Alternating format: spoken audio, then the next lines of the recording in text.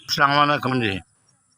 कोतरे दीवान दसी जी, हूँ मजबूर हो गया, फालज हो गया, ब्लड प्रेशर हो गई, तो मतलब शुगर हो गई।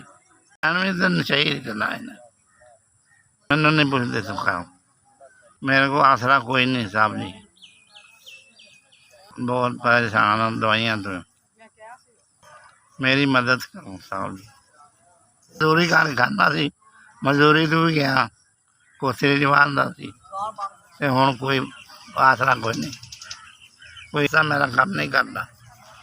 खब्बा आ पासा पूरा ही पासा नहीं काम करता। लत दवाइयां बड़ा परेशान होता हूँ, मेरी मदद करो साहब जी।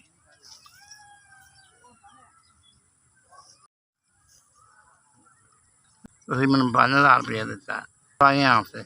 अल्लाह तुहानूं खुश रखे, आबाद रखे, ते अल्लाह ताला तंदुरुस्ती देवे, बच्चों नूं सलामत रखे, रिज़्क़ इजाफा फरमाए, देवे अल्लाह मियाँ।